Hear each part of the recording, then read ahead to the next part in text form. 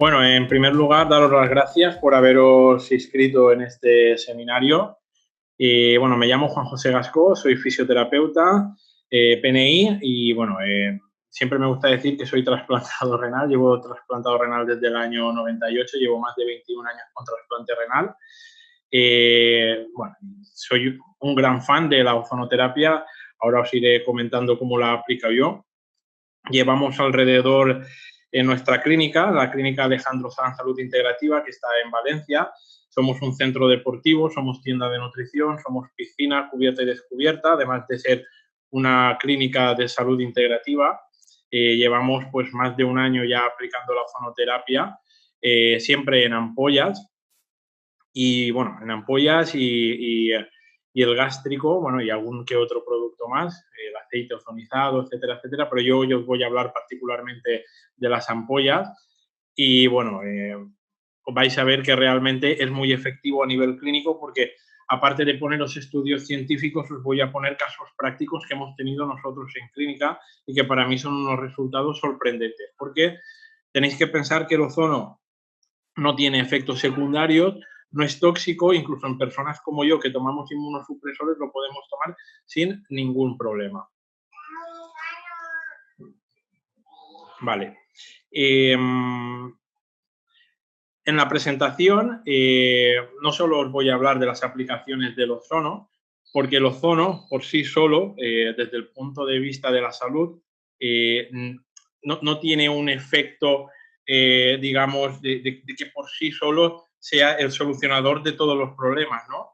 Tiene que haber un buen estatus inmunológico, es decir, el sistema inmunológico tiene que tener una respuesta determinada de la que voy a hablar ahora un poquito. Y yo normalmente utilizo siempre el ozono en sinergia con otras suplementaciones, aparte de con estilo de vida, que es lo que realmente nos da el éxito de todas las terapias. El ozono es muy bueno, pero siempre acompañado de otros patrones. Lo primero de lo que voy a hablaros es del estatus inmunológico. Es algo de lo que se está empezando a hablar mucho ahora y creo que es un concepto que poco a poco se va a hablar mucho más de lo que es el estatus inmunológico, ¿no? ¿Qué es el estatus inmunológico? Bueno, pues como podéis leer ahí, es la posición que ocupa nuestro sistema inmune dentro de la escala que se encuentra entre la respuesta óptima frente a una agresión, bien sea una lesión o una infección, y la respuesta desadaptativa, o sea, la no respuesta, por llamarlo de alguna manera. Luego veremos qué es una respuesta desadaptativa que conlleva a la muerte, ¿no? Como podéis ver en el gráfico que tenéis a la derecha, nosotros nos movemos siempre en una zona neutra. No podemos siempre estar al 100%, pese a que la OMS, ¿no? la definición de la OMS pues dice, ¿no? el elevado nivel de bienestar físico, mental, social y capacidad de funcionamiento. Eso es muy difícil de conseguir y sobre todo de mantenerlo. Es posible que tengamos temporadas que rocemos más ese pico, pero sí que es verdad que eso, mantenerlo en el tiempo, es muy difícil y puede conllevar también un estrés querer mantener eso que nos puede llevar a enfermedad.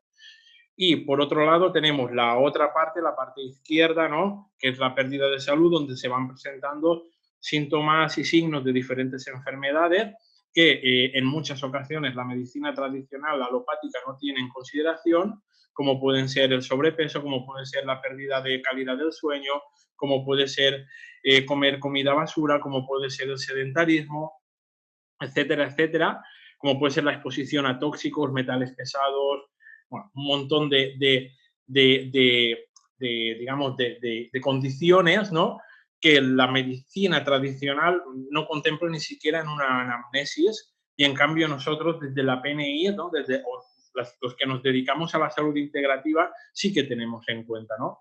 Y que si no les hacemos caso en una primera hora, bueno, como sabéis, pues poco a poco van aumentando su volumen, van aumentando los cachetazos, ¿no? Van aumentando de intensidad y puede llegar un momento en que se nos presente una enfermedad grave. Ya no digo una muerte prematura, ¿vale? Pero se nos presenta una enfermedad grave por no haber querido oír todo eso que nuestro cuerpo nos estaba diciendo desde hace muchísimos años, ¿no? Esta es la posición del estatus inmunológico, ¿no? La posición que mantenemos en el presente depende de un montón de factores que luego voy a hacer un pequeño repaso, pero muy por encima, porque el seminario no consiste en ello.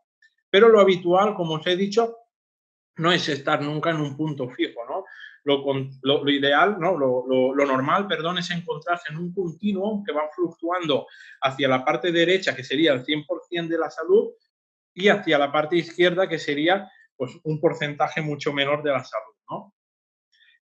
Por ejemplo, podemos estar en el momento presente pues en un 60%, por poner un ejemplo, y automáticamente nos llegan las vacaciones y encima hemos tenido la suerte de que nuestro jefe nos ha pagado una paga extra, ¿no? Con lo cual podemos dedicar el 100% de ese tiempo a cuidarnos, ¿no? Automáticamente de ese 60%, pues vas a aumentar al 70, al 80, al 90%, ¿no?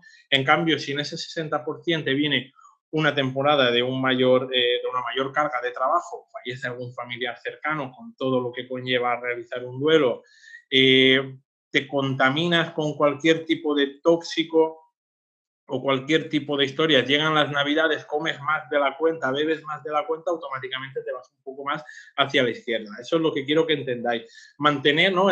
Controlar eso es difícil, simplemente debemos de tener en cuenta cuáles son los factores que nos acercan a un lado y cuáles son los factores que nos acercan al otro para tratar siempre de estar lo más cercano posible al 100%, aunque ya os digo que estar en el 100% es imposible y sobre todo mantenerlo. Y la base para mejorar el estatus inmunológico para mí es el estilo de vida, ¿vale?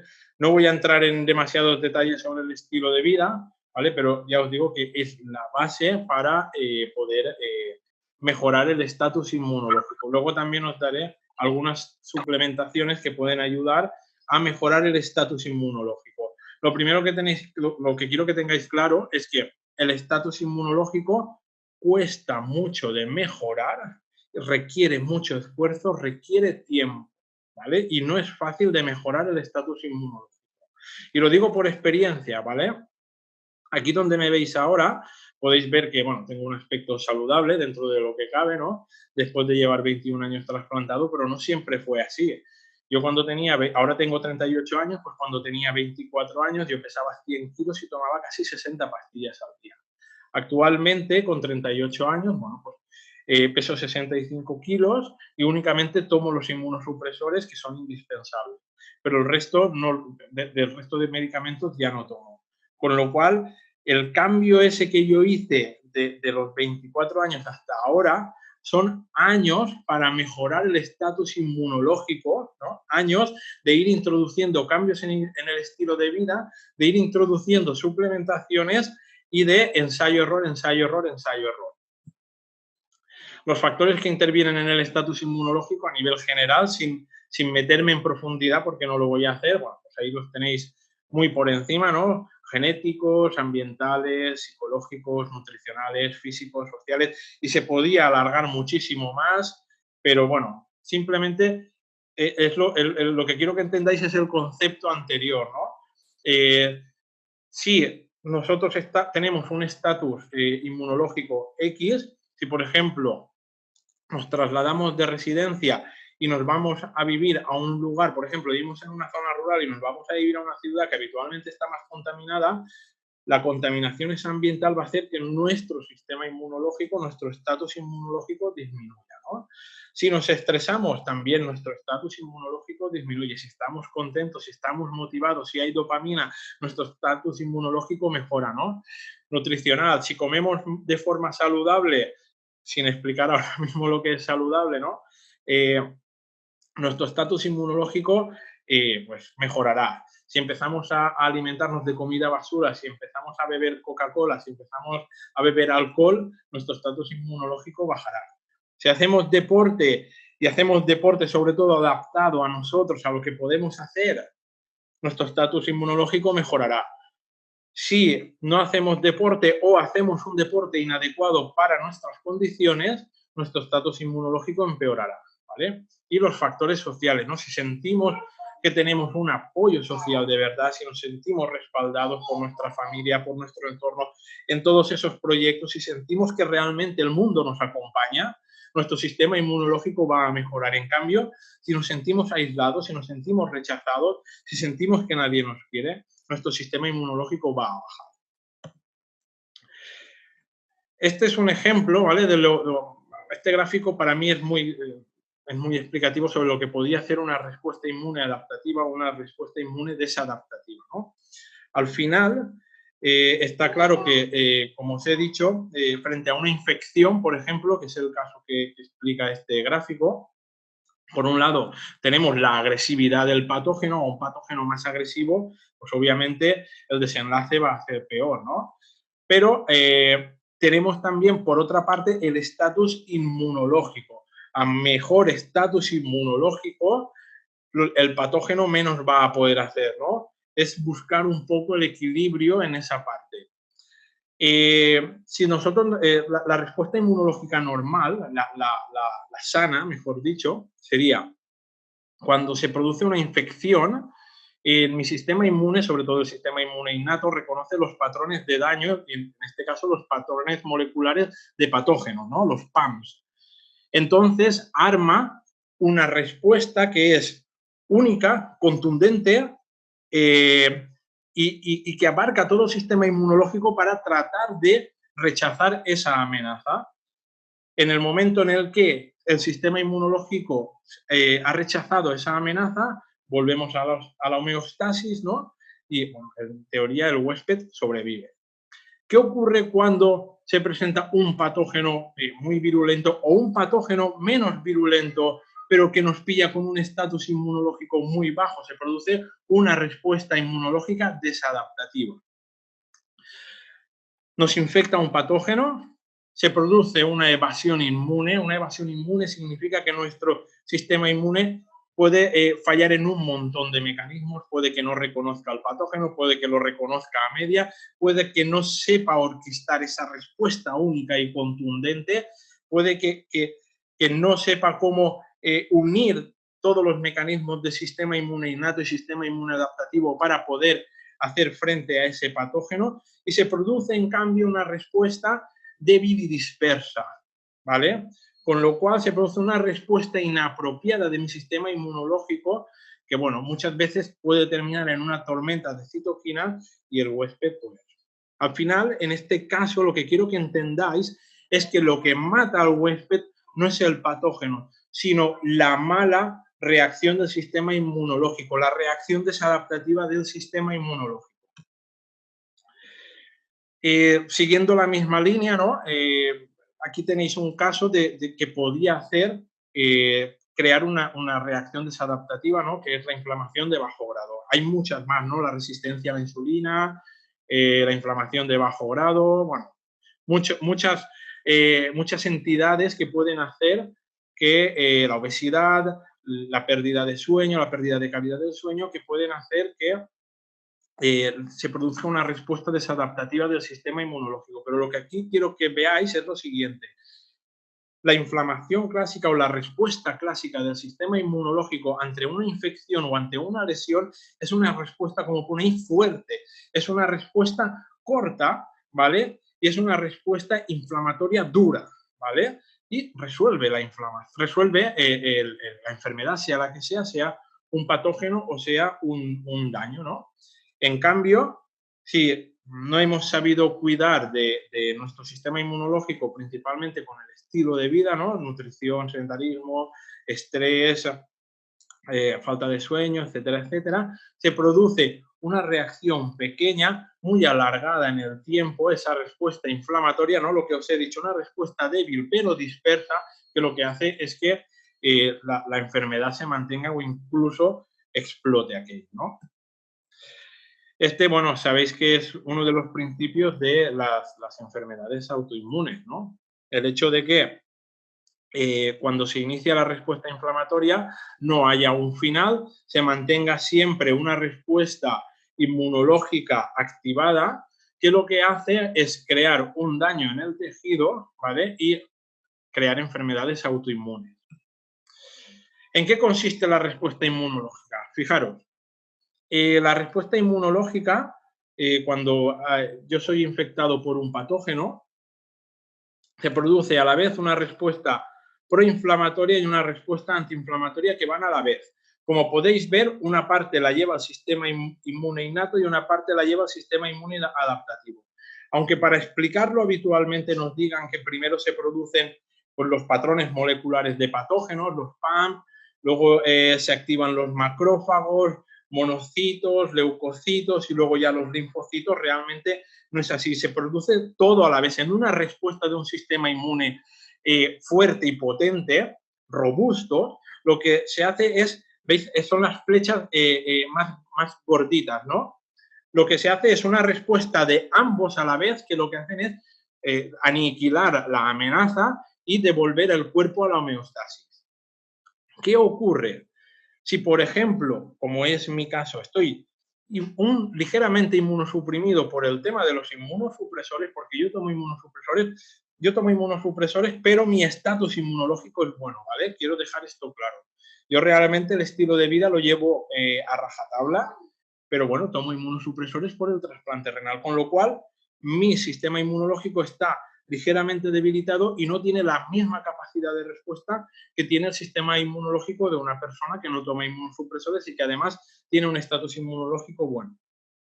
Con lo cual, lo que ocurre es que esa respuesta se alarga en el tiempo. ¿Veis? Como podéis ver, son las siguientes flechitas que hacen que sí, yo termino volviendo a la homeostasis, pero si, por ejemplo, una gripe en una persona normal son 2 días con 38 de fiebre, en mi caso estamos hablando de 5 o 6 días con 37,5 y encontrándome también pues, de una forma griposo, ¿no?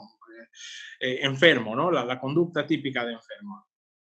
Y luego ya tenemos las respuestas maladaptativas, que como os he dicho, no es el patógeno el que mata a la persona, dependiendo de patógeno, sino que es la respuesta inmunológica, la mala respuesta inmunológica la que termina matando al patógeno, ¿no? Si se produce un exceso digamos, de sistema inmune innato, ¿no? Se produce la famosa tormenta de citoquinas, que ahora todo el mundo sabe de tormenta de citoquinas desde que lo están diciendo los medios de comunicación que ocurre en el COVID, o te puede llevar a una inmunosupresión te puede llevar a la muerte por una inmunosupresión porque el sistema inmune adaptativo no es capaz de tomar el mando de esa respuesta.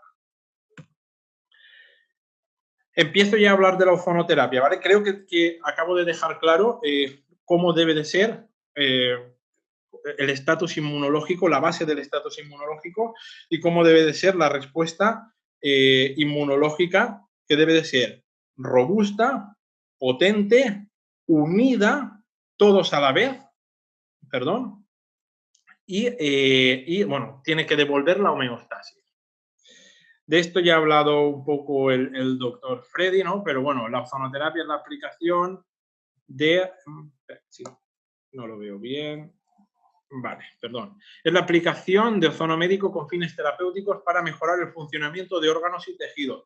Por sus efectos antisépticos, que es para mí lo que yo más utilizo, es uno de los más potentes germicidas actuando frente a hongos, bacterias y virus. Analgésico, además tiene efectos analgésicos, antiinflamatorios y modulando el sistema inmunológico. También mejora la oxigenación periférica y la de los tejidos debido a la cesión de oxígeno por parte de la hemoglobina. Hay muchos tipos de aplicación de ozono, ¿no? La vía endovenosa, automonoterapia mayor, que luego hablará el doctor Cuadra sobre ello.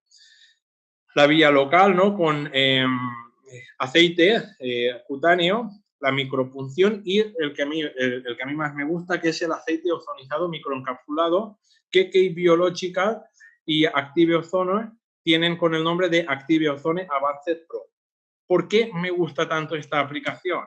Pues aquí tenéis todas las ventajas que puede proporcionar la aplicación en ampollas, ¿no? Tiene la misma efectividad que otros métodos de administración, no es invasivo. Yo que he pasado pues durante meses por la diálisis, ¿no? Aunque la hemoterapia mayor sea muchas veces a la única a la que pueden recurrir algunas personas, pero yo que he estado en diálisis, por ejemplo, a mí no me gusta ver mi sangre pasar por una máquina. Si lo tuviera que volver a hacer, lo haría. Quiero seguir vivo, ¿no? Quiero vivir. Pero realmente no me gusta que me pinchen, que saquen la sangre, que la ozonicen y que luego la vuelvan a poner. Y hablo a nivel particular, ¿no? Además, hay otros métodos, ¿no? Como es, que yo no he probado, como es la vía rectal o la vía vaginal, ¿no? Que, bajo mi punto de vista, generan un estrés a la persona que se evita con esto, ¿no? No es doloroso, simplemente es una ampolla que se bebe, no genera estrés emocional, que es lo que os comentaba antes. Se puede administrar por parte del paciente, con lo cual no hay desplazamiento ni pérdida de tiempo. No me tengo que desplazar a un centro médico, estar allí, pues no sé, 3/4 de hora, 1 hora, mientras me practican la terapia, etcétera, etcétera, sino que el paciente puede seguir con su vida diaria sin problema, porque es una ampolla que se toma en ayuna, bueno, es una ampolla que se toma en ayuna, se pueden tomar más, luego os hablaré de ello, ¿vale? Etcétera, etcétera. Y es económico comparado a otras aplicaciones de ozono. Bueno, los mecanismos de acción ya los ha explicado el doctor Freddy, simplemente, como aquí tenéis remarcado en color azul, el efecto germicida, que es del que yo voy a hablar ahora. Y para empezar, bueno, tenemos efecto germicida en bacterias, virus, hongos y parásitos. Y para empezar, voy a empezar a hablar de las bacterias, ¿no? De las aplicaciones del aceite ozonizado en bacterias. Bueno, ya sabéis que el principal problema de las infecciones bacterianas es que, bueno, llevamos muchos años utilizando antibióticos, cada vez esas bacterias son más resistentes y cuesta más de matarla.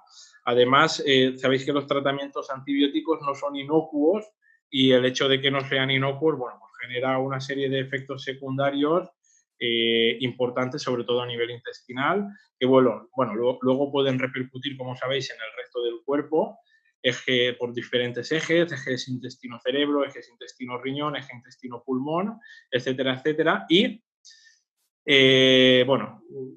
se tiene que reducir al máximo, ¿no?, el uso de antibióticos. Y justamente os lo está diciendo una persona que ha hecho tratamientos antibióticos por un tubo.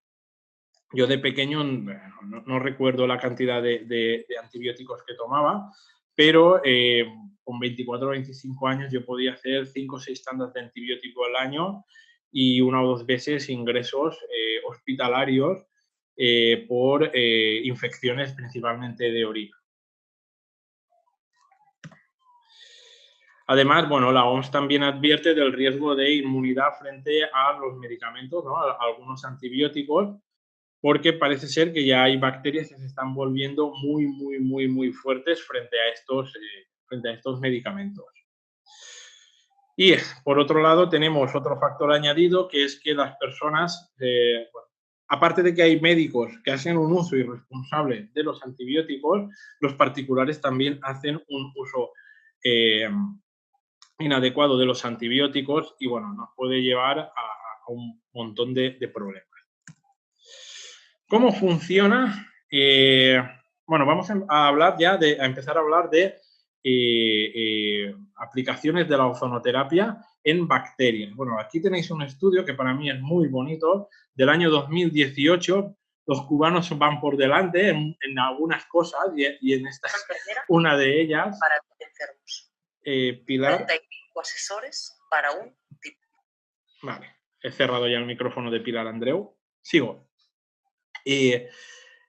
Como os decía, los cubanos van muy por delante y, bueno, esto es una muestra de ellos. Como podéis ver, se hizo in vitro una aplicación de ozonoterapia en diferentes patógenos, ¿no?, como puede ser el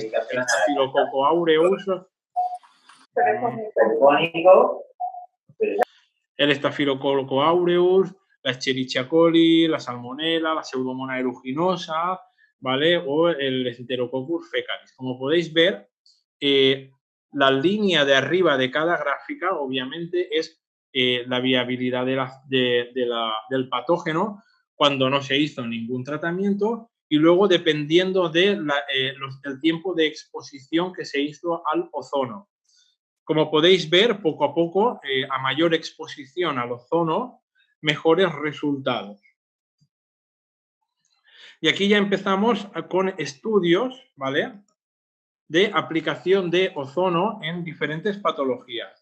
En esta patología, bueno, a mí os la pongo porque me gusta, ¿no? es la ozonoterapia aplicada en la inflamación renal y en la fibrosis. Es un modelo de pielonefritis en rata, porque obviamente en humanos no nos dejarían investigar, como es lógico, en el cual se hicieron 4 grupos, un grupo control, un grupo con únicamente antibióticos, que se les dio ciprofloxacino, después de inocularlas con la E. coli, un grupo solo de ozonoterapia y un grupo que era el ciprofloxacino más la ozonoterapia. Los resultados que arrojó ese estudio fueron que en el grupo control, bueno, hubo una presencia de disfunción glomerular y tubular y un aumento del estrés oxidativo.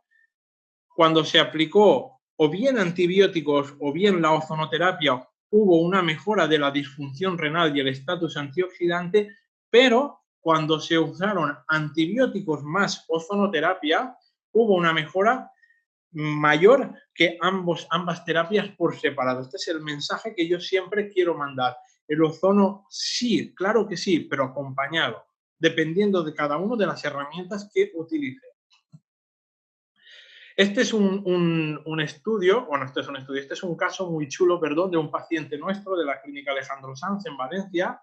Es un paciente trasplantado de riñón, un paciente de 53 años, que tenía infecciones recurrentes cada 2-3 meses de orina por Staphylococcus epidermidis, ¿vale? El Staphylococcus epidermidis, para quien no lo conozca, es una bacteria que habitualmente se pega en superficies sintéticas, ¿no? Como por ejemplo, en este caso es un catéter doble J post-trasplante, pero también se suele alojar en las prótesis, por ejemplo, de rodilla o de cadera. Bueno, se le hacía un cambio regular una vez al año de las infecciones del catéter doble J, pero seguían las infecciones, ¿no? Entonces, desde julio de 2019 se le pone en tratamiento para esas infecciones de orina, y el tratamiento consistió en una ampolla de azonol manosa, arándano rojo, vitamina C, que eran 2 gramos al día al principio y luego pasamos a 1, y vitamina D, que nosotros solemos trabajar con unidades de 4.000, 5.000 unidades internacionales al día, ¿no? 9 meses después no hubo ninguna reinfección, hubo un ingreso para realizar el recambio del catéter doble J, pero incluso la recuperación por cirugía fue muchísimo mejor y fue muchísimo más rápida que en anteriores casos. A mí es un caso que me encanta. Pasamos a virus, que creo que es una de las cosas que más os va a gustar. Otro problema que tenemos con los virus, ¿no? Es lo mismo que ocurre con las bacterias, que se vuelven resistentes y además los antivirales, perdón, tienen efectos tóxicos a largo plazo, con lo cual buscar reducir al máximo la cantidad de antivirales y apoyarlo con estilo de vida para tratar de mejorar el estatus inmunológico, más suplementación, más ozonoterapia, hace que los tratamientos tengan éxito y podamos reducir esa toxicidad a niveles mínimos. Fijaros en este estudio también que se hizo en Cuba sobre un caso de una persona con SIDA. Este estudio es fabuloso, ¿no? Un paciente con un VIH que presenta fatiga, síndrome de mala absorción intestinal, polineuropatía, anemia, niveles elevados en sangre de glucosa, creatinina y tiempo de protrombina. Estaba tratado con triple terapia antirretroviral. Vamos, el pobre hombre estaba hecho una cataplasma, ¿no?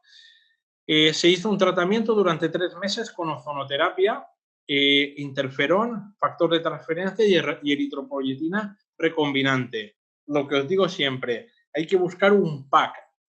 Y fijaros en la analítica que hay arriba, la carga viral al inicio del tratamiento era de 2.400.000 bichitos por mililitro y al final del tratamiento era de 1.700 bichitos por mililitro. Vamos, espectacular. Sinceramente, los resultados son espectaculares. También podemos ver como las líneas CD4, ¿no? Los linfocitos CD4, que suelen ser los más dañados en el SIDA, también habían aumentado. Y también podemos ver cómo habían aumentado los leucocitos y los linfocitos. O sea que el sistema inmunológico estaba respondiendo.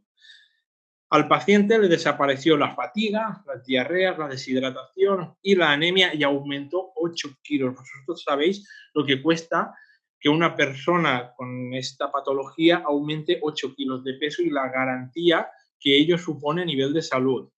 Se normalizaron los valores sanguíneos de glucosa, creatinina y el tiempo de protrombina. Bueno, podéis hacer un pantallazo, luego podéis buscar este estudio porque para mí es muy interesante. Para mí una de las mayores aplicaciones que tiene la ozonoterapia es con virus oncogénicos, ¿no?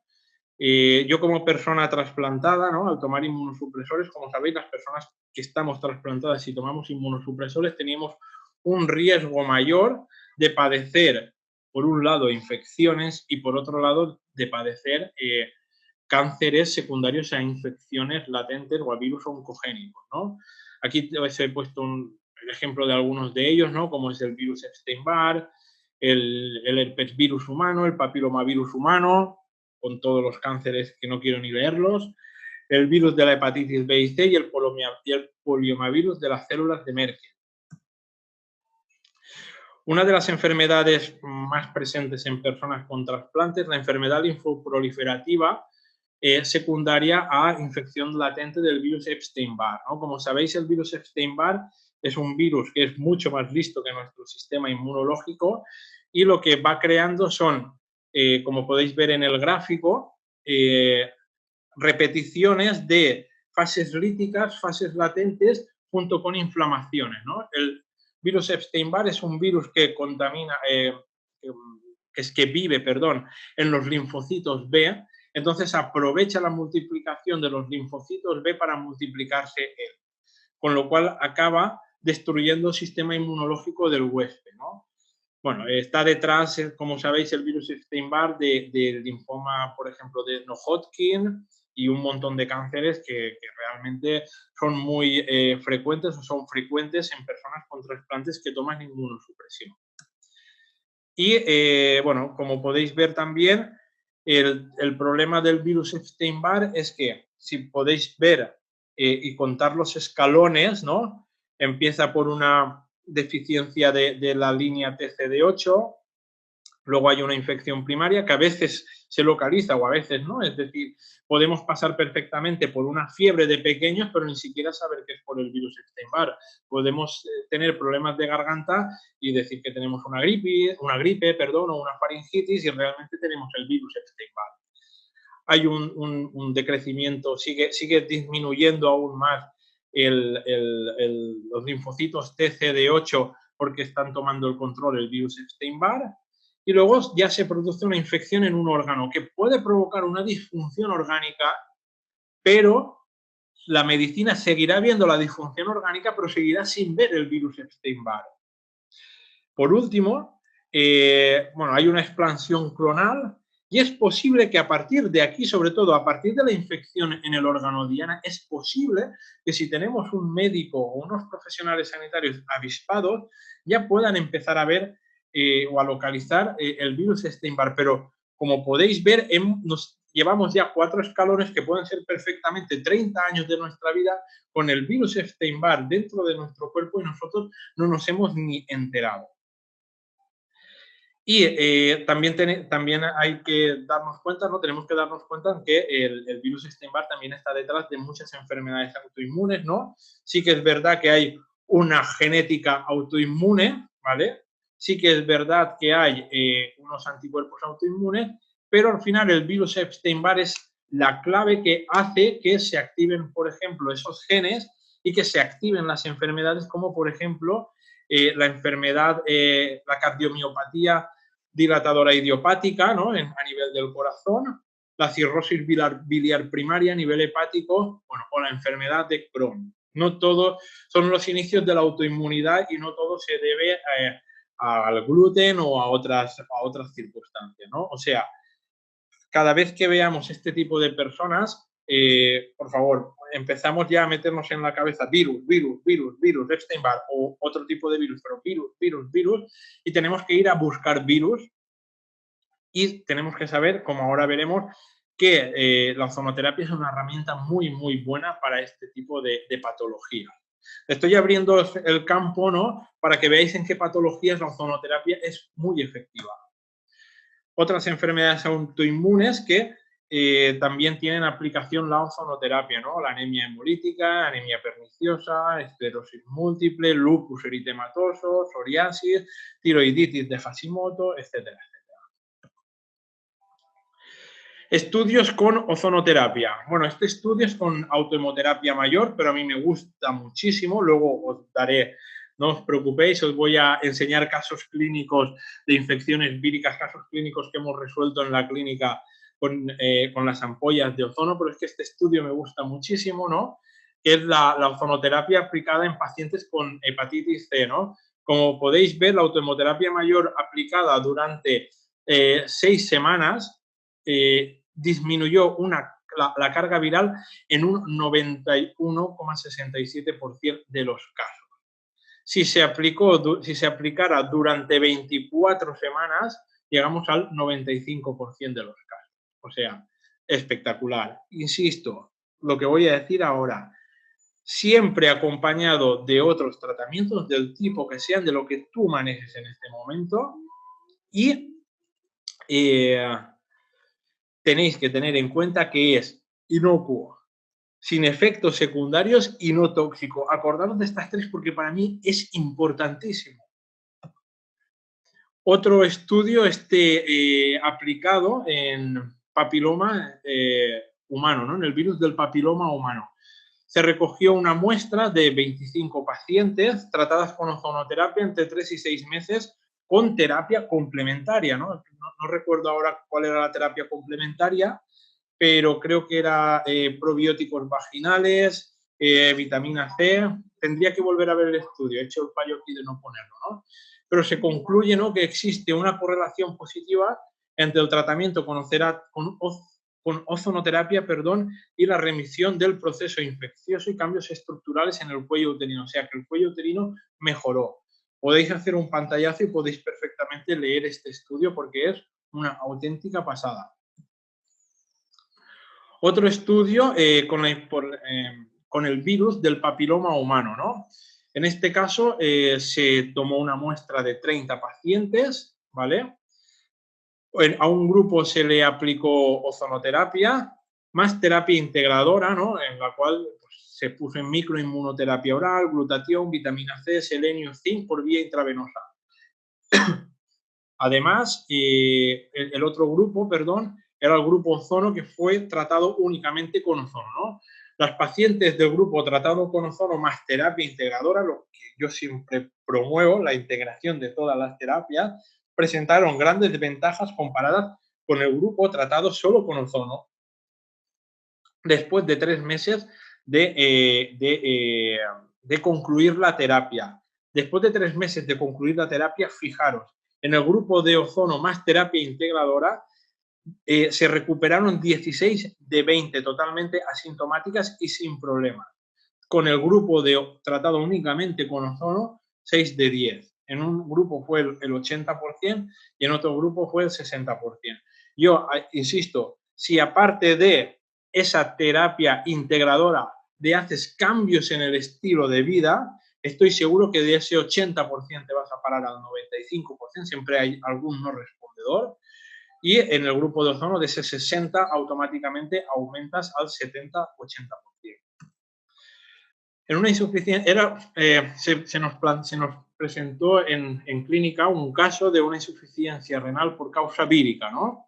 En mayo de 2019 se nos presentó un paciente de 36 años sin antecedentes, lo pongo aquí entre comillas, sin antecedentes, con una insuficiencia renal de progresión rápida, diagnosticado ya con una insuficiencia renal de progresión rápida, glomerulonefritis primaria, hipertensión secundaria y estaba en tratamiento hospitalario con amlodipino, olmartán y furosemida, ¿vale? Al hacerle primera visita, perdón, eso fue en mayo, perdón, fue la visita en el hospital, perdón, y en septiembre fue la primera visita que hizo con nosotros, ¿no?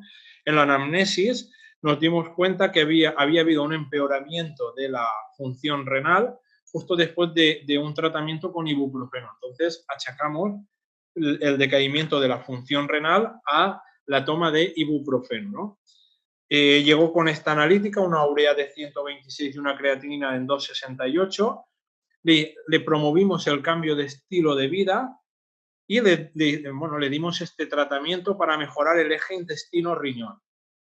Glutamina, probióticos, vitamina D, melatonina y enzimas digestivas, ¿vale?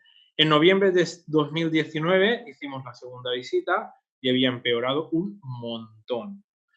La urea se nos plantó con una urea de 229 y una creatinina en 363. A partir de ahí fue cuando ya le pedí una analítica de virus y metales pesados. No la solía pedir al principio, ahora ya lo hago, ¿no?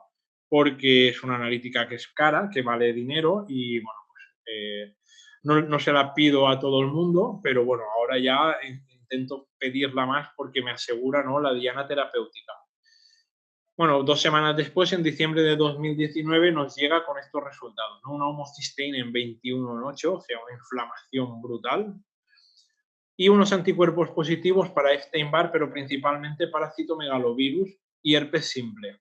Todo esto vino porque cuando hizo la anterior visita en noviembre de 2019, cuando terminamos, ¿no?, yo me fui a casa, estuve delante del ordenador buscando estudios porque realmente necesitaba encontrar más soluciones, ¿no? Y encontré un estudio que no lo he encontrado, pero que os prometo que lo voy a buscar y lo voy a volver a publicar, en el cual se relacionaba la toma de ibuprofeno con reactivaciones por citomegalovirus, ¿no? Entonces, eso me encendió la luz, ¿no? Se me encendió la perillita esa que llevo dentro y solicité por eso la analítica.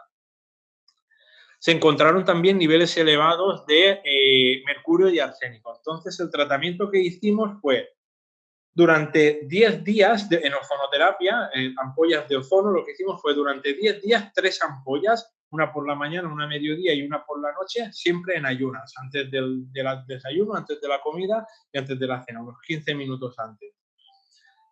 Después, durante 2 semanas, durante 15 días, correcto, 2 ampollas al día y el resto 1 hasta la siguiente analítica que tenía en el hospital. L-lisina, 500 miligramos, vitamina C, 3 gramos al día vía oral, vitamina B y un depurativo hepático. Esto fue lo que ocurrió en enero de este año, de 2020. Se nos presentó con una urea de 137 y una creatinina de 267. Habíamos conseguido revertir el pico ese que había tenido, ¿no? Y mantuvimos el tratamiento con ozono, una ampolla diaria, vitamina B y un depurativo hepático. En marzo, bueno, pues podéis ver aquí la creatinina, la analítica, perdón, la urea en 111 y una creatinina en 223. O sea, muy bueno. Y luego este señor no es paciente, ¿vale? Os cuento, este señor es una persona que nos sigue en redes sociales, entonces cuando publicamos algún estudio sobre ozono, nos preguntó y bueno, a partir de ahí, pues compró ozono, ampollas en ozono, ¿vale? Con lo cual el único cambio que introdujo en su estilo de vida fue introducir una ampolla diaria de ozono, ¿vale? Es un señor que es portador del VIH, ¿no? Desde hace 15 años, actualmente está con triple terapia antirretroviral, obviamente percibe sensación de fatiga, pero por lo demás parece que está en buen estado. Se introduce la ozonoterapia una al día y tras 2 meses de tratamiento se observa que los linfocitos TCD4 están en 1100 cuando desde hace más de 5 años están en valores de 500-700. O sea, fijaros en la mejoría. Solamente os puedo aportar esta porque son las analíticas que se hacen en la Seguridad Social, ¿no? Entonces, solamente os puedo aportar ese dato. Pero para mí es muy gráfico porque realmente el único cambio que introdujo fue las ampollas de ozono. Y también, bueno, reportó una mejora en la sensación de fatiga. Espero que os esté gustando todo lo que estoy diciendo. Me falta poco ya. Hablamos de hongos, ¿vale? Directamente voy a hablaros de un estudio de aplicación en hongos, ¿vale? Un tratamiento con ozonoterapia en una vulvovaginitis recurrente por cándida. Se hizo un tratamiento con ozonoterapia durante 3 meses. Se utilizaba además aceite ozonizado de uso externo. Se hizo después una repoblación de la microbiota vaginal con óvulos de la cepa Lactobacillus, de una repoblación intestinal también vía oral con la cepa Lactobacillus también, ¿no? Los resultados, ¿vale? Este estudio se hizo con 25 mujeres, ¿vale? Es que no lo he puesto, pero bueno. El 85% de esas 25 mujeres respondió al tratamiento, el 10% se mantuvieron asintomáticas al menos durante un año y el 5% no respondió al tratamiento. Y este es un caso que podemos tener cualquiera de nosotros en nuestra clínica, ¿no? Es un pie de atleta, un paciente de 32 años con pie de atleta crónico desde hace más de un año, ¿no? Es futbolista semiprofesional, con lo cual pues, hay mucho sudor, y las botas, sabéis que todas suelen ser muy sintéticas, antes se hacían de piel, muchas de piel de canguro, por desgracia, de animal, pero ahora son todas muy sintéticas y realmente el pie va ahí muy encerrado, ¿no? Muy hermético. Dice realizar las medidas de higiene correcta porque ya venía de otro profesional y que ha utilizado diferentes tratamientos tópicos sin resultados óptimos, ¿no? Entonces se le hizo una anamnesis, se le cambió el estilo de vida, una alimentación low carb, ¿no? Como sabéis, una alimentación baja en azúcares, deja de alimentar a las cándidas, ¿no? Maximizar las medidas higiénicas, que él ya lo estaba haciendo. El aceite ozonizado vía tópica, ¿vale? Por fuera, externo, que no es el de ampollas, es otro, 2 veces al día más cada vez que fuera a la ducha, después de la ducha, y además se le dio un tratamiento para mejorar el estatus inmunológico con vitamina D, probióticos, glutamina y melatonina por la noche antes de dormir. El resultado fue que un pie de atleta de más de un año de evolución en 20 días tuvo una remisión completa. De parásitos, simplemente os voy a citar un estudio porque yo no tengo experiencia a nivel clínico con parásitos, ¿no? Pero bueno, este estudio se hizo con la Giardia, se utilizó un aceite ozonizado obviamente vía interna, que como podéis ver tenía una peroxidación de 500 peróxidos. Los peróxidos, ¿vale? Es la medida, digamos, de ozonización del aceite. A más peróxidos va más ozonizado, ¿vale? Y es más potente su actividad, ¿vale? Este se hizo con 500 peróxidos, pero el que utilizamos en Active Ozone son 1000 peróxidos. Incluso creo que ya se están estudiando fórmulas de más. Luego Juan nos lo dirá, ¿vale? Tuvo una efectividad del 100% la aplicación del aceite ozonizado, ¿vale? Y además, por lo tanto, se demuestra que tiene una función antiparasitaria muy efectiva el aceite ozonizado. Esta es la charla general que os quería dar, ¿vale? He añadido una cosa que creo que además está muy de moda y que muchos de vosotros estabais esperando, que es hablar un poco del aceite en COVID-19. Os voy a hablar un poquito muy breve del COVID-19, os voy a hablar de cómo mejorar el estatus inmunológico frente al COVID-19 y finalmente os voy a poner un caso que hemos resuelto en clínica de COVID-19, ¿vale? Para que veáis realmente cómo se aplica la terapia integrativa. Bueno, ¿qué es el COVID-19? Si encendemos la tele, pues vemos de todo, ¿no? El COVID-19 es la enfermedad ocasionada por el virus SARS-CoV-2. Se originó en la región de China de Hubei y en diciembre de 2019, cuya ciudad, Wuhan, se considera el epicentro de la pandemia. Ha venido para quedarse, vamos todos a pasar por ella y, bueno, se está diciendo de si puede ser estacional o no, no lo sé. El tema es que si ha venido para quedarse y vamos a pasar por ella, lo mejor que podemos hacer es mejorar nuestro estatus inmunológico.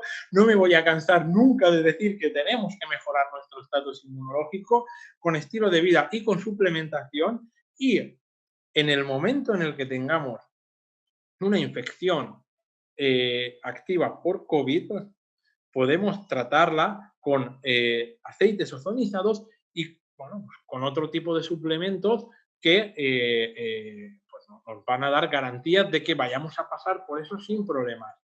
Fijaros si cuenta el estatus inmunológico, que siempre digo lo mismo y lo repetiré 1.000.000 de veces. Tomar inmunosupresores no es lo mismo que estar inmunosuprimido. Yo tomo inmunosupresores, pero yo no estoy inmunosuprimido. Tengo una respuesta más lenta que el resto de las personas, pero sigo teniendo sistema inmunológico y además un sistema inmunológico fuerte, robusto y potente. He tenido pacientes, ¿vale?, trasplantados que toman inmunosupresores, que han dado positivo por COVID, han pasado por COVID y lo han pasado prácticamente como una persona normal. ¿Qué significa eso? Lo que os he dicho antes. Si las personas sanas y con un buen estatus inmunológico pasan en 3 días con un carraspeo en la garganta y una sensación de malestar, estas personas han pasado por lo mismo, pero una semana. Y tal vez la sensación de malestar es un poco peor, pero se pasa. El COVID, ¿vale? Como han repetido un montón de profesionales, de virólogos, es un virus de mierda. Es un virus muy flojo. Es un virus, una mierda de virus.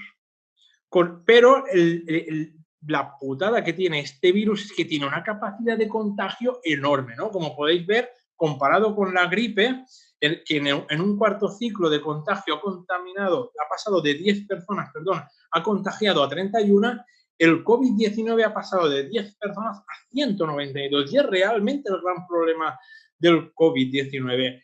Pero es un virus de mierda, es un virus flojísimo. Que, insisto, si conseguimos mantener un buen estatus inmunológico, lo podemos acompañar con una suplementación. En el momento en el que eso llegue, en el que el COVID pueda contagiarnos, lo vamos a pasar sin problemas. Se acumulan una serie de factores de riesgo, ¿no?, como son la edad avanzada. Obviamente, frente a la edad avanzada, ¿no?, la senescencia inmunológica que se produce al cumplir años, poco podemos hacer, ¿no? No nos podemos quitar años del DNI, eso es imposible. Lo que sí que podemos hacer es darle calidad de vida a esos años y darle estatus inmunológico a esos años.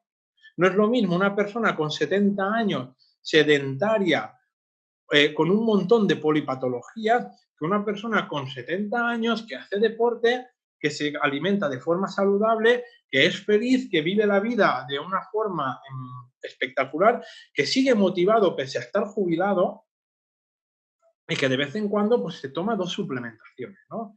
Además, la condición física también influye mucho.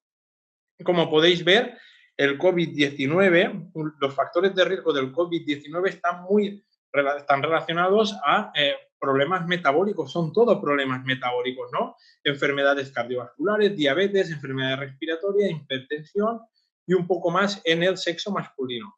También sabéis que se consideran como factores de riesgo la toma de antihipertensivos YECA y ARA2, ¿vale? Y los antiinflamatorios como por ejemplo el ibuprofeno, ¿vale? Y parece ser a nivel médico que hay tratamientos, los tratamientos más eficaces probados hasta ahora son la hidroxicloroquina, la ivermectina, que está ahí, y la citromicina. Yo los estudios más, al menos los más potentes que hay ahora, porque aún se están iniciando estas investigaciones, y los profesionales con los que he consultado, médicos que están en primera línea de batalla, médicos internistas, amigos míos, me dicen que parece ser que hidroxicloroquina y acitromicina suelen ser los tratamientos más potentes. La propuesta que yo hago desde el punto de vista de la PNI, ¿no? Mejorar el estatus inmunológico. Como os he dicho, es una infección que ha venido para quedarse y que va a ser recurrente. Por favor, mejora tu estatus inmunológico y no creas que ahora cuando se levante el confinamiento ha pasado todo, porque el virus va a seguir ahí. Prepárate para el momento en el que el virus pueda contagiarte y pueda atacarte. Con lo cual, céntrate en mejorar tu estatus inmunológico y, como he dicho, eso requiere tiempo, esfuerzo y constancia. Es muy difícil, lo digo en serio, es muy difícil mejorar el estatus inmunológico. Desde el punto de vista de la PNI, promovemos un estilo de vida saludable, un ejercicio regular, adaptado a las necesidades y al estado presente de cada persona, una alimentación a base de alimentos, no de productos, mejorar la calidad del sueño, obviamente, dormir las 8 horas hace que tu sistema inmunológico mejore su respuesta y mejore el estatus inmunológico, reducir el estrés psicoemocional todo lo que podamos, y reducir también la exposición a tóxicos, tabaco, alcohol, plásticos, bisfenol A, cualquier tipo de tóxico, anticonceptivos orales, no sé, cualquier tipo de contaminante y de tóxico hay que reducirlo al máximo para tratar de mejorar el estatus inmunológico. Y ahora os voy a decir simplemente en líneas generales cuáles son los suplementos que pueden aportar energía al sistema inmunológico y que ayuda a mejorar el estado inmunológico sin entrar en detalles porque estoy ya terminando. Probióticos, N-acetilcisteína, melatonina, EPA-DHA, magnesio, selenio, zinc, cobre, vitamina D, vitamina C, lactoferrina, ozonoterapia, beta-glucanos y quercitina. Insisto, buscar las sinergias. Siempre tenemos que buscar sinergias al máximo. Y por último, suplementos coadyuvantes como tratamientos durante la infección del COVID-19, los que yo os aconsejo. Insisto, coadyuvantes no significa que esto te vaya a salvar. Es posible que si tu estatus inmunológico está muy deteriorado necesites tratamiento médico, con lo cual siempre digo que esto sirve de apoyo a tratamiento médico. Y aquí os hago mi propuesta, que es la ozonoterapia, lactoferrina, manosa, vitamina C y los hongos, reishi, shiitake y maitake.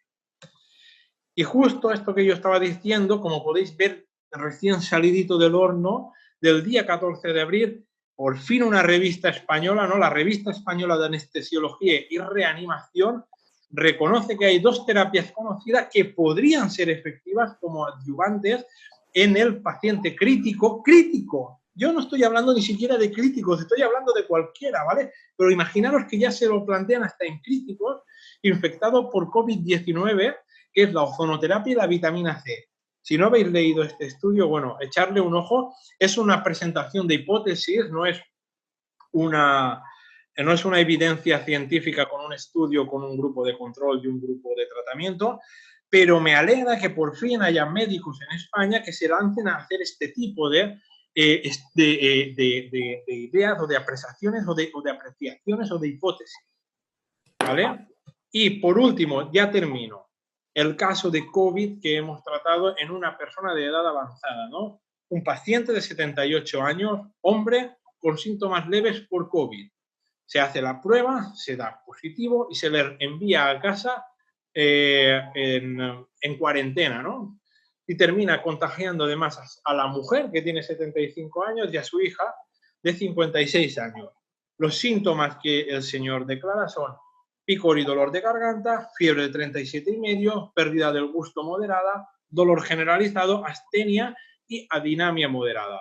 El tratamiento que se le da es una ampolla de aceite ozonizado al día, en ayunas, 3 gramos de vitamina C al día y 2.200 unidades de vitamina D al día que ya estaba tomando anteriormente, ¿vale? Se sigue ese tratamiento. La remisión de los síntomas iniciales se produce a los 10 días de empezar con las ampollas. Muchas gracias por estar ahí durante no sé cuánto tiempo ha durado la charla. Sí, me he alargado un poquito más, pero bueno, espero que os haya gustado. Aquí tenéis mi correo, tenéis mi teléfono y me podéis consultar cualquier cosa. Gracias a todos. Tenemos aquí varias preguntas, Juan. Vale. Saber si el aumento de los linfocitos o los leucocitos también O sea, ¿en qué proporción o en qué relación pueden activarse desde el punto de vista tuyo, de los casos? ¿Qué es lo que tú has visto? ¿Que se incrementan más linfocitos, más leucocitos? ¿Has visto una inercia? Vale, sí, yo lo que veo es que aumenta más linfocitos y leucocitos, como disminuye inflamación, pues tienden a disminuir un poco. Suele ser lo habitual, ¿eh? Suele ser lo habitual que los linfocitos mejoren y los leucocitos disminuyan un poco. Pero también depende, es que esto es muy relativo porque depende en el momento en el que nos llegue el paciente, ¿no? Y depende también de la analítica que presente el paciente en ese momento. No todos responden igual al tratamiento porque parten de puntos distintos. Y además se le hace, como siempre, se les hace un tratamiento integrativo en el cual hay cambios en el estilo de vida, hay otra suplementación y hay ozonoterapia. Yo, ya os digo, nunca trato únicamente con ozonoterapia. Este señor que os he puesto del VIH no es paciente mío, es independiente y, bueno, vio una publicación y decidió hacerlo. Pero para mí la clave del éxito siempre es la integración, ¿no? Siempre es la sinergia entre todas las terapias, incluido las que yo no manejo, ¿eh? Ok, mira, otra buena. En los estudios que presentaste, ¿la aplicación fue por autohemo o por aceite oral? Dependiendo. Mis estudios, mis casos prácticos siempre fueron por aceite ozonizado vía oral. Los otros estudios, hay estudios que fueron por autohemoterapia mayor, incluso hay algunos que fueron por vía rectal. Puedes consultarlo luego y ver aplicaciones que tiene la ozonoterapia, ¿vale? Incluso había uno del virus del papiloma humano que fue por vía vaginal también. Pero mis casos personales, que lo que más quería enseñaros, ¿no? Y no es por ego, ¿no? Es porque no hay demasiados estudios con aceites ozonizados, pero yo veo en clínica los resultados que obtenemos todos los días. Otra, mira, ¿qué consecuencias tendría un paciente trasplantado con el COVID-19? Ya que como está inmunodeprimido. Lo de siempre, a ver, lo primero es mejorar el sistema, el estatus inmunológico. Si un paciente trasplantado tiene un buen estatus inmunológico, es decir, ha conseguido con estilo de vida mejorar todo lo que conlleva el trasplante, ¿no? Hiperlipidemia o dislipidemia, hipertensión, o cualquier, es que también depende. No me voy a centrar, yo es que trabajo principalmente con enfermos renales, no me voy a centrar únicamente en enfermos renales, me voy a centrar también en trasplantes, ¿no? Bien sea pulmonar, bien sea cardíaco, hepático, renal, ¿no? Las ventajas son enormes, pero lo primero que tiene que hacer el paciente es tomar conciencia y mejorar su estatus inmunológico con estilo de vida. Y luego, como os he dicho, con algo de suplementación, dependiendo de cuál sea el cuadro que presente ese paciente. Pero tenéis que pensar que normalmente los pacientes trasplantados únicamente por el efecto de los inmunosupresores ya presentan inflamación de bajo grado y resistencia a la insulina, que de hecho ya provoca disfunción inmune e inmunosupresión. Si los inmunosupresores no podemos tocarlos porque obviamente van en contra de la vida del órgano, ¿no? Podemos mejorar su sistema inmunológico disminuyendo la inflamación de bajo grado y disminuyendo la resistencia a la insulina. Si además estamos hablando de un paciente renal, la acumulación de toxinas urémicas también provoca disfunción inmune. Por lo tanto, hacer una alimentación depurada lo más posible y hace también que mejore el estatus inmunológico. Y una cosa que ocurre en pacientes renales que yo estoy cansado de denunciar es que si tú a un paciente renal le quitas las proteínas, el déficit de proteína también provoca un déficit en el estatus inmunológico, provoca una inmunosupresión. Ocurre muchas veces que por querer salvar la función renal nos estamos cargando al huésped y no hay que ser así. Claro. Hay que buscar un poco el equilibrio, ¿no? Y también es verdad que hay suplementos muy buenos con aminoácidos. Los aminoácidos no dañan el riñón. Lo que daña el riñón son las proteínas no digeridas que pueden activar el sistema inmunológico a nivel de la membrana renal. Si tú das fórmulas depuradas de aminoácidos, el riñón no sufre y puedes dar una fórmula de aminoácidos para que esta persona no esté en carencia y dar una dieta baja en proteínas de aproximadamente entre 0,5 y 0,8 gramos por kilo de peso. Ok, ok, genial. La verdad es que el tema del trasplante da para largo. Ya lo hablamos Juanjo y yo alguna vez de hacer un seminario concreto. Él ya los ha hecho, pero hacerlo a través de nuestras redes de K-Biological sobre ozono, trasplante renal y medicina integrativa, como ya hemos hecho uno en Valencia presencial, que funcionó muy bien. Así que, bueno, estar atentos a las redes, mandaros, rellenar bien el formulario que os hemos mandado de Google, porque así os podemos informar de los seminarios que vamos a hacer y apuntaros. Mira, aquí hay varias preguntas que están más destinadas a nosotros, al laboratorio. Lo respondo rápido. ¿Existen estudios comparativos entre la vía oral con la sistémica?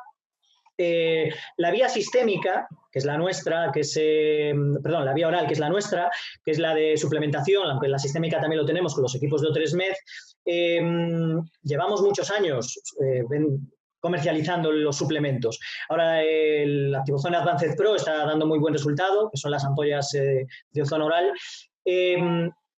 Tenemos mucha evidencia clínica. Publicaciones solo tenemos de momento 2. Tendremos más. Una en herpes zóster y tenemos otra con el Activozone Gas 120, que es o con el G120 Pro, que es el producto nuevo, que es para el estómago, para tratamiento de Helicobacter. Entonces, bueno, poco a poco irá habiendo más evidencias de que realmente funciona. Te voy a responder a una pregunta, a ver si la encuentro. Estaba haciéndola antes, incluso cuando aún estaba hablando el doctor Acevedo, ¿vale? De una persona que no recuerdo ahora el nombre, pero recuerdo que me preguntaba por la poliquistosis hepática, ¿no? El tratamiento con ozono en la poliquistosis hepática. Mira, fíjate, yo estoy preparando una ponencia para un congreso, porque no tengo experiencia en poliquistosis hepática, pero sí tengo experiencia en poliquistosis renal. Se ha visto, ¿no?, que el crecimiento de los quistes a nivel renal se produce por un fallo de freno en el mecanismo mTOR, ¿no?, en el receptor de rapamicina, ¿no? Entonces, ¿qué ocurre? Cuando ese mTOR no consigue frenarse, los quistes aumentan. ¿Sabéis que uno de los factores por los cuales se activa mTOR y no frena, lo cual produce diferenciación y tumorogénesis, ¿vale?, son los virus? Con lo cual, la toma de ozono en ampollas hace que frene. Yo tengo experiencia con 2 pacientes con poliquistosis renal que hemos conseguido frenar la poliquistosis renal a cero, es decir, frenarla, no digo involucionarla, es decir, la función renal está dañada y ella no se puede hacer nada, ¿no? Pero sí que es verdad que hemos conseguido frenarla. De hecho, uno de ellos se iba de cabeza a la diálisis, y porque pasó en menos de un año de una creatinina de 3 a una creatinina de casi 7, y se ha quedado con una creatinina de casi 7 y un filtrado glomerular de 14, que es una lástima, casi un año lleva así, y creo que se va a mantener mucho. Obviamente hemos tenido también que actuar sobre los otros mecanismos que frenan mTOR, ¿vale? Estilo de vida, etcétera.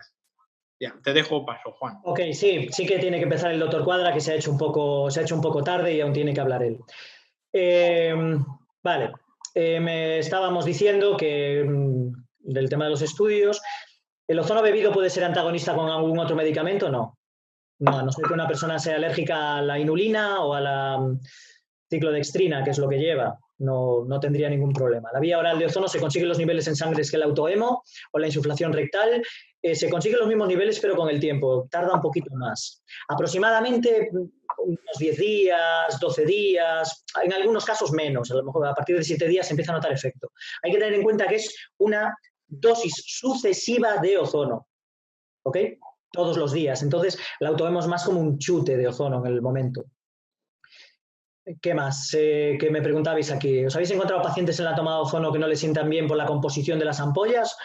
No. Alguna persona protesta por el sabor. Saben como algas, porque sabe a la inulina, no sabe mal, no sabe aceite, pero bueno, a fresa no sabe. Pero vamos, no... Anticoagulante y Activozone Advanced Pro no hay ningún problema con un medicamento. ¿El aceite ozonizado cómo se prepara? Se prepara a través de una hiperoxidación química en nuestro laboratorio. Pero ya os digo que todas estas preguntas podéis hacérnoslas por privado, no hay problema. Pacientes oncológicos, las ampollas se pueden tomar con la quimio, no había ningún problema. Y La formulación garantiza que no se pierdan los pretendidos efectos del aceite ozonizado. Nosotros lo que hacemos es microencapsularlo para que pase la barrera del estómago y entre a través de la vía linfática. Entonces, realmente, el efecto del ozono es muy activo en el organismo.